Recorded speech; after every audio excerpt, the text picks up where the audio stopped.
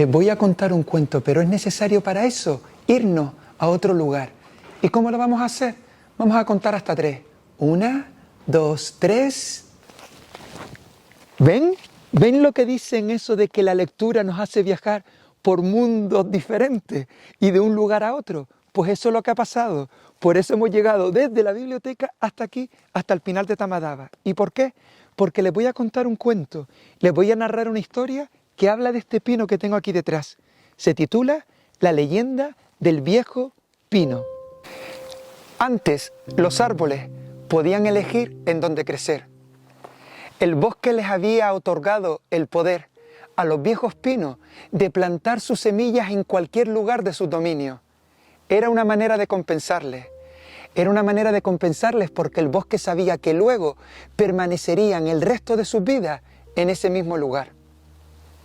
Los viejos pinos entendían los susurros del viento y el viento sabía interpretar los gestos de las ramas.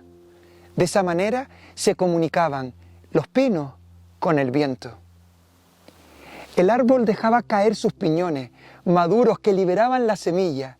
Luego, el viento de invierno la empujaba hasta el lugar acordado.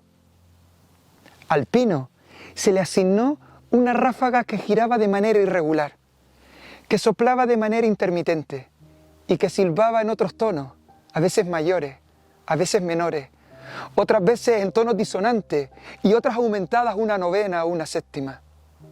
El árbol no entendía bien al viento, tampoco tenía muchas opciones.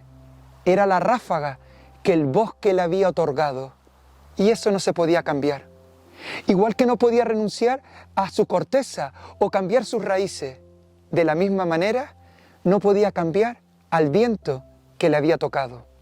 Era así desde siempre y así seguiría siendo. El pino tembló.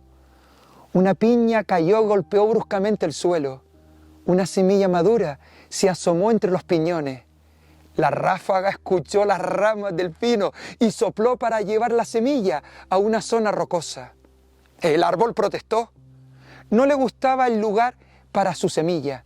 Pensaba que si nacía entre las piedras iba a tener muchas más dificultades para germinar. Así que el árbol volvió a temblar por segunda vez.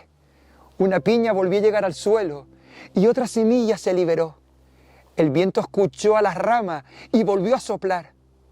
Esta vez dejó la semilla entre otros pinos jóvenes, pero el árbol volvió a protestar, porque pensaba que si su semilla crecía cerca de otros árboles, tenía que competir por el alimento.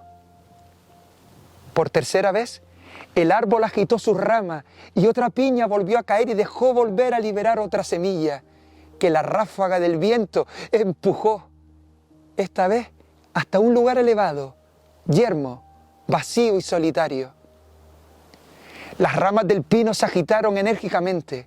No quería que su semilla creciese en un lugar apartado, sin el abrigo del bosque. La ráfaga del viento de invierno estaba desconcertada. Ella se movía de un lado para otro, tropezando con todo lo que encontraba a su alrededor. El pino agitó las ramas por cuarta vez y por cuarta vez liberó una semilla que se encontraba protegida dentro de la piña. La ráfaga giraba de manera irregular, que soplaba de un modo intermitente y que silbaba en otros tonos diferentes, a veces mayores, a veces menores, otras veces disonantes o aumentadas una novena o una séptima. Sopló y llevó la semilla hasta el borde del barranco. Y el árbol se lamentó profundamente a la ráfaga del viento de invierno.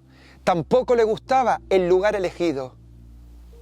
El bosque, viendo la actitud del árbol y muy preocupado por lo débil que se sentía la ráfaga de viento, con tanto ir y venir, por primera vez en muchos siglos, conjuró un nuevo soplo y le advirtió al ambicioso pino que la nueva semilla, cayese donde cayese, de allí no se iba a mover.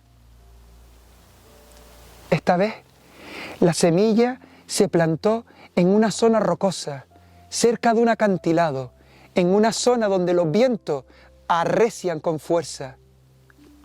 Ese es el motivo por el que el nuevo pino creció pegado al suelo y de su tronco crecieron 4 robustas ramas. Se cuenta en el bosque que cada una de las ramas representan los lugares que el viejo pino rechazó, porque en el bosque todos los vientos son necesarios.